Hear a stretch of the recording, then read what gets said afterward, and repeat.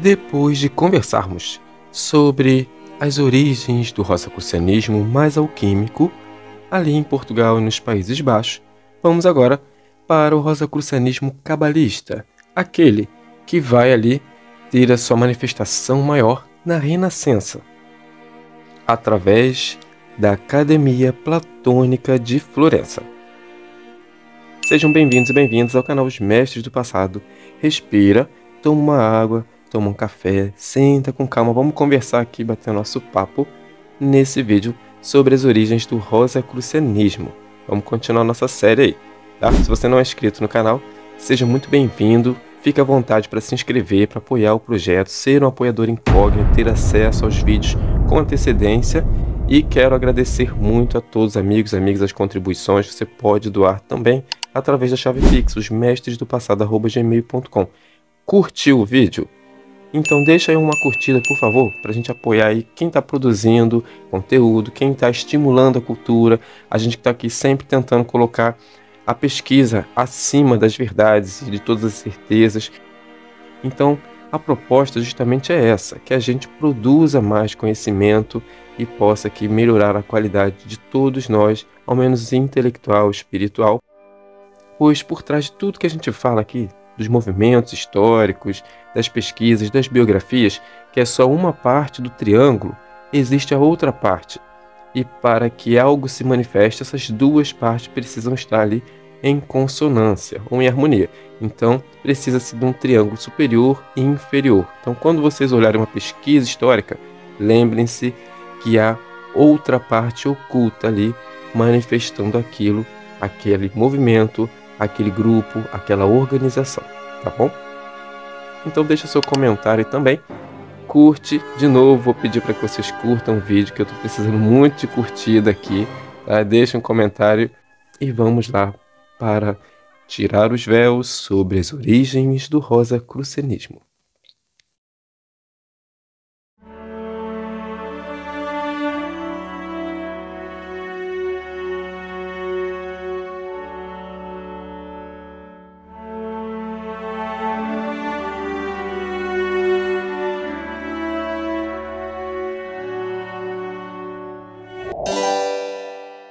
A Renascença italiana possui três fases. A fase 300, do século XIV, onde reinavam as famosas guildas. As guildas reinavam nesse momento ali.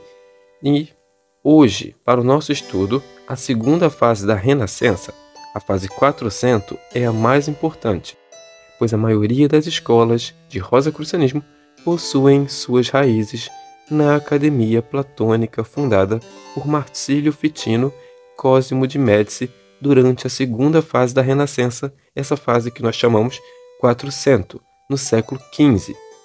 E patrocinados pela família Médici, foram traduzidos os escritos alquímicos, herméticos, os textos de Geber, de Avicena, de Averroes, de Aristóteles, de Plotino, de Euclides, de Ptolomeu.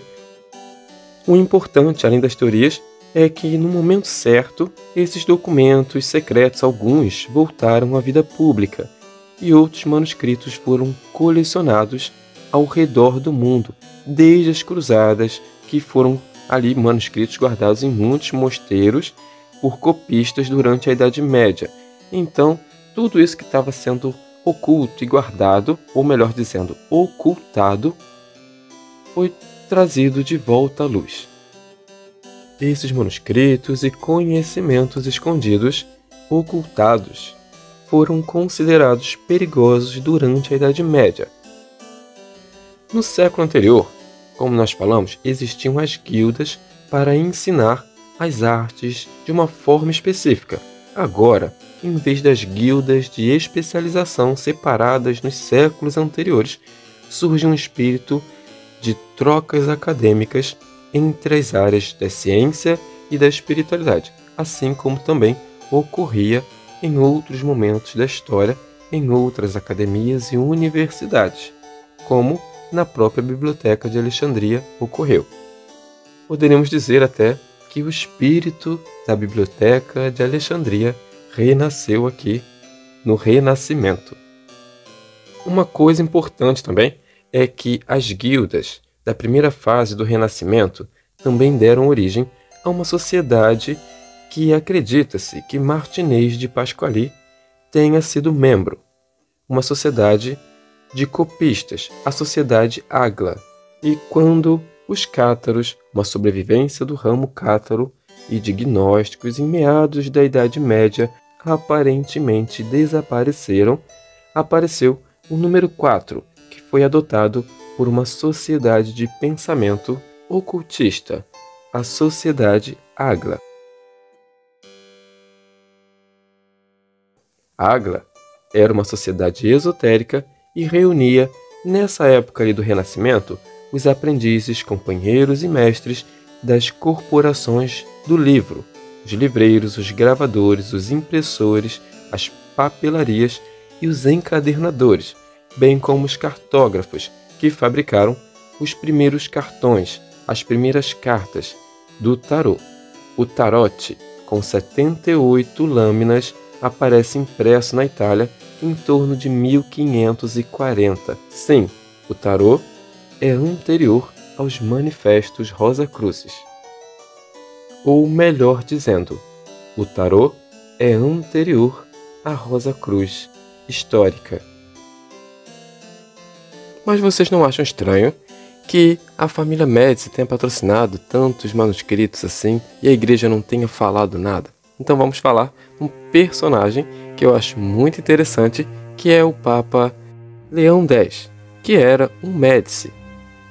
Antes de se tornar Papa, ele se chamava Giovanni e ele estudou ali com Angelo Poliziano, Giovanni Pico della Mirandola, Marsilio Ficino, Dovido Bibbiena. Então, ele estudou ali direito canônico e teologia junto com todos esses humanistas.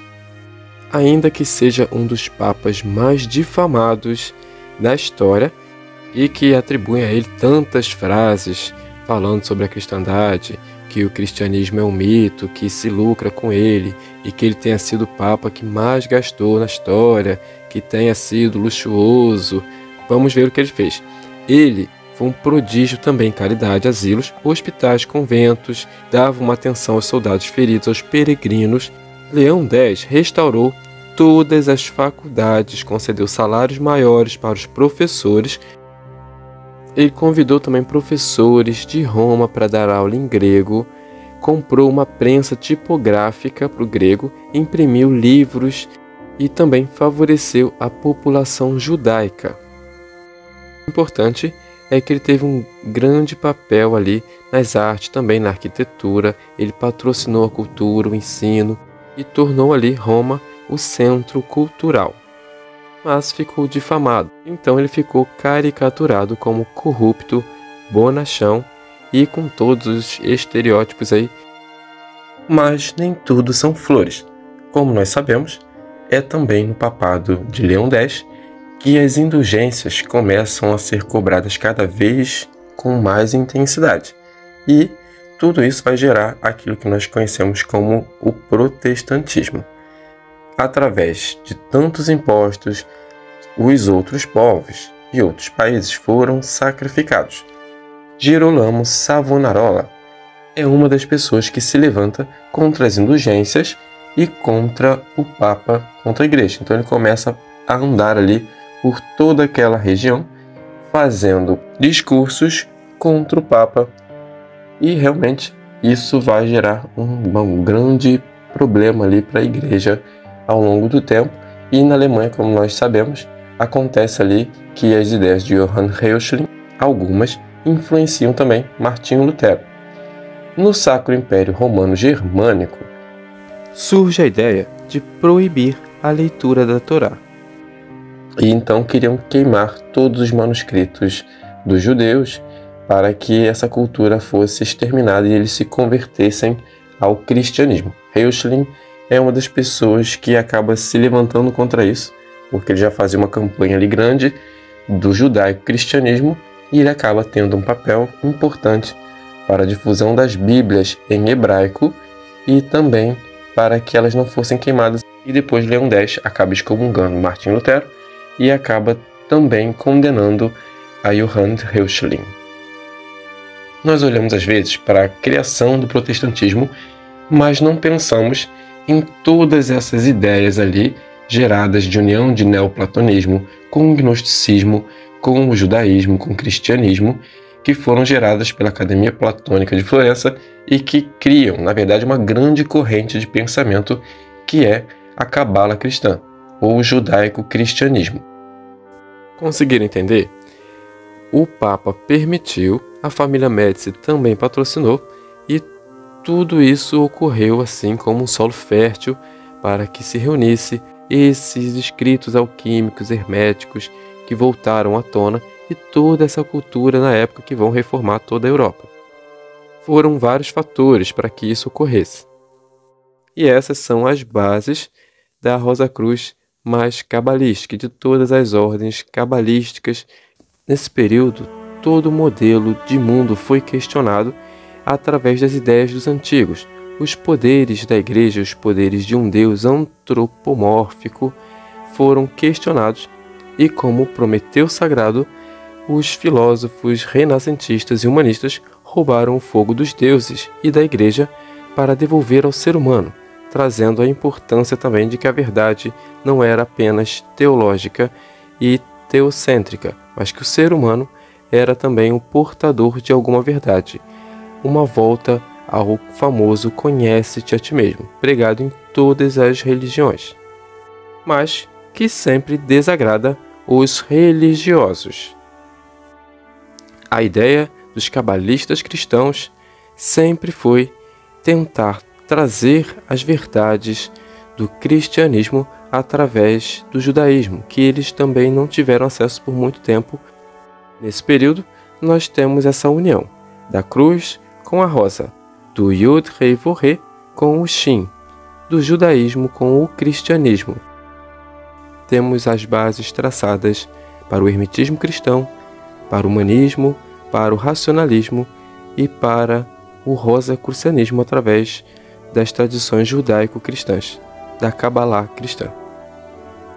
Até o nosso próximo vídeo.